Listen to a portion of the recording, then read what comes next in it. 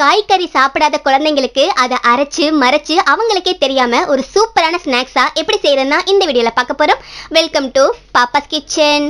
நான் இப்போ சில பிரெட் ஸ்லைசஸ் எடுத்திருக்கேன். அதை இப்போ இந்த மாதிரி ரவுண்ட் ஷேப்ல ஏதாவது மூடி அந்த மாதிரி கட்டர் இருக்கும்ல, அதை வச்சு பிரஸ் பண்ணி ரவுண்ட் ஷேப்ல கட் பண்ணி எடுத்துக்க போறேன். நீங்க நார்மலா வீட்டுக்கு தான் செய்ய போறீங்கன்னா கட் பண்ணாம அப்படியே கூட செய்யலாம். இந்த வீடியோ குறிப்பா குழந்தைங்களுக்கானது, அதனால ரவுண்ட் ஷேப்ல பார்க்க அழகா இருக்கும். நான் கட் பண்ணி எடுத்துக்கிறேன். இப்போ அடுத்த ஸ்டெப், ஒரு மிக்சிங் பவுல்ல கொஞ்சம் வெங்காயம் கட் பண்ணிட்டு சேர்க்கிறேன். குடை மிளகாய் கட் பண்ணிட்டு ஆட் பண்ணிக்கலாம்.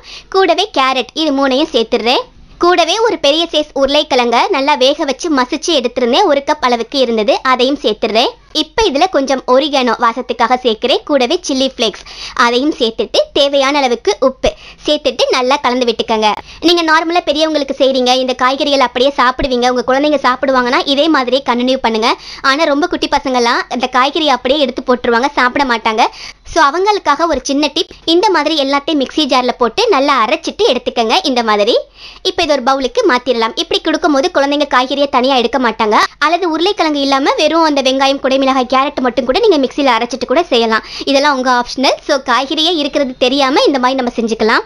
இப்போ இதில் கொஞ்சமாக காரத்துக்காக மிளகாய் தூள் சேர்த்துட்டு நல்லா கலந்து விட்டுக்கிறேன்.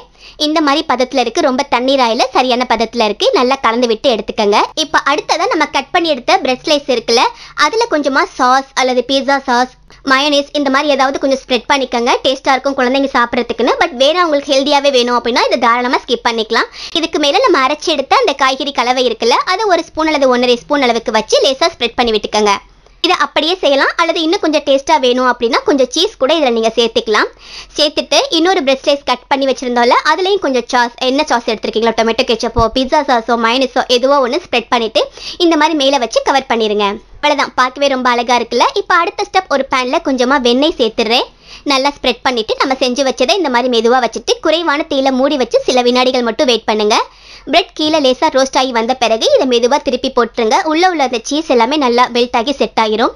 2 பக்கமுமே ஒரு சில வினாடிகள் மட்டும் வச்சுட்டு நல்லா ரோஸ்ட் ஆகி வந்த பிறகு ஒரு பிளேட்டுக்கு மாற்ற போகிறீங்க. அவ்வளோதான். நீங்கள் இந்த மாதிரி செய்யலாம். அல்லது நார்மலாக பிரெட் ஸ்லைஸ் இருக்குல்ல, அதை எடுத்து சாஸ் மைனஸ் ஏதாவது ஸ்ப்ரெட் பண்ணிவிட்டு மேலே இந்த மாதிரி வெஜ்ஜிஸ் கலவை இருக்குல்ல வைக்கிறீங்கள, இந்த மாதிரி நல்லா ஸ்ப்ரெட் பண்ண பிறகு இதை அப்படியே கூட நீங்கள் ஆயிலில் சேர்த்துக்கலாம். மேலே இன்னொரு பிரெட் ஸ்லைஸ் வைக்காமல் இந்த மாதிரி சேர்த்துருங்க. இதுக்கு மேலே மறுபடிக்கும் அந்த காய்கறி கலவையை வச்சுக்கலாம். நம்ம ஏற்கனவே செஞ்சது 2 பிரெட்டுக்கு நடுவில் அந்த காய்கறி கலவை இருந்தது. ஆனால் இந்த மெத்தட் வந்து நடுவில் பிரெட்டு மேலேயும் கீழேயும் காய்கறி கலவை வந்து இருக்கும். ஸோ உங்களுக்கு எப்படி பிடிச்சிருக்கோ அது மாதிரி ட்ரை பண்ணுங்கள். அவ்வளோதான், நம்மளுடைய சூப்பரான ஒரு ஹெல்தியான ஸ்நாக் ரெடியாக இருக்குது. காய்கறி சாப்பிட மாட்டேன்னு சொல்ற குழந்தைங்களுக்காக அரைச்சு அதை மறைச்சு ரொம்ப சுலபமா செஞ்சிருக்கோம். எங்க வீட்டு குட்டீஸ் ரொம்ப ஆசையா சாப்பிட்டாங்க. இதுல காய்கறி இருக்கிறதே அவங்களுக்கு தெரியல. ஸோ மிஸ் பண்ணாம நீங்களும் இதே மெத்தட்ல வீட்டில் செஞ்சு பாருங்க. நாளைக்கு ஒரு இன்ட்ரெஸ்டிங்கான ரெசிபியில மீட் பண்ணலாம். தேங்க்யூ.